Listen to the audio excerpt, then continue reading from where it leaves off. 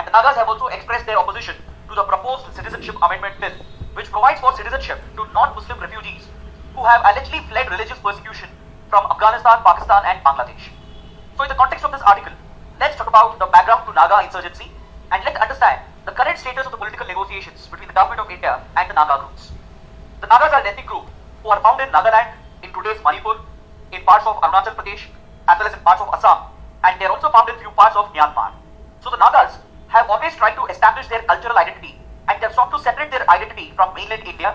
Before independence, the Nagas had made it very clear to the British government that they would like to remain independent from India and they had sought for such an independence during decolonization.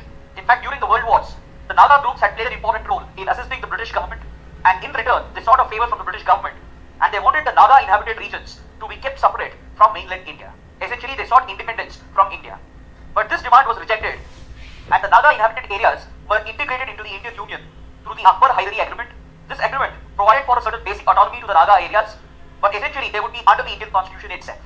So this deal was rejected by the Naga groups, and the Naga National Council, or NNC, which represented the interests of the Nagas, it declared independence, unilateral independence, in 1947. And soon after declaring independence from India, the NNC and various other Naga groups, they went on to set up a number of insurgent outfits in the region, and this is one of the root causes of insurgency in the Naga inhabited areas.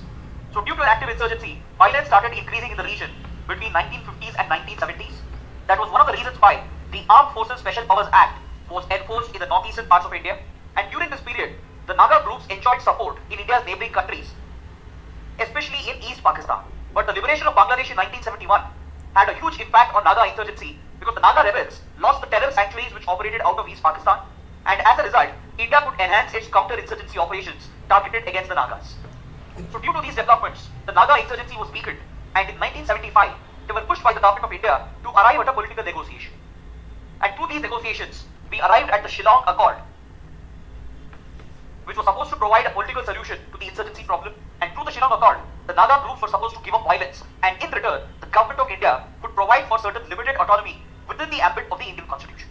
The Naga National Council agreed for the Shillong Accord with the government of India, but some leaders of the movement, they refused to surrender and they broke away due to ideological differences, and they went on to set up the NSCN. The National Socialist Council of Nagaland, which is one of the major insurgent outfits, was created in 1980 as a result of the Shillong Accord, and since then, the NSCN has emerged as one of the strongest and most dangerous insurgent outfits in the northeastern parts of India. The stated objective of NSCN is to establish the Greater Nagaland.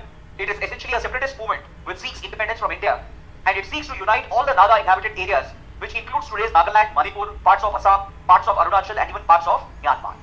So over the last 3 decades, the NSCN has been fighting an insurgency war with the government of India, but within this group, various ideological differences have emerged, and as a result, the group has split into multiple factions under different leaders, and hence we have the NSCN IM faction or heCFN8Ww5n.mp4 faction, and we have the NSCN Kaplan faction, and we also have the NSCN Kore Kitovi faction. These different factions have emerged due to political and ideological differences between the respective leaders. So since the late 1980s, the NSCN has splintered into different outfits, and almost every outfit was at one point a credible threat to the territorial integrity and sovereignty of India. But due to effective counter-insurgency operations by India and the destruction of terror bases in neighboring countries such as Bangladesh and Myanmar, the capabilities of these groups have weakened, and the NSCN IM faction, which is the largest of all the NSCN outfits, agreed to sign a ceasefire agreement with India in 1997. But despite the ceasefire, the group went on to commit acts of violence and terrorism against the Indian forces and the civilian population.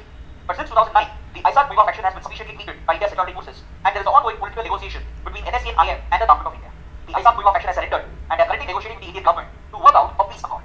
But the NSCN Kaplan faction still continues to be in a state of war. This group is reportedly hiding in the dense forests of Myanmar, and it frequently infiltrates into India and conducts attacks against the Indian army and as well as the Assam rifle units, which are located on the Indo-Myanmar border. And the Kaplan faction has refused to participate in any negotiations with India. The Kore Kitovi faction has lost its significance and is no longer a major insurgent outfit. But since 2010, India has managed to bring the heCFN8Ww5n faction along with various other Naga groups to the negotiating table. And in 2015, a historic agreement was signed between Prime Minister Modi and the leaders of the Naga groups.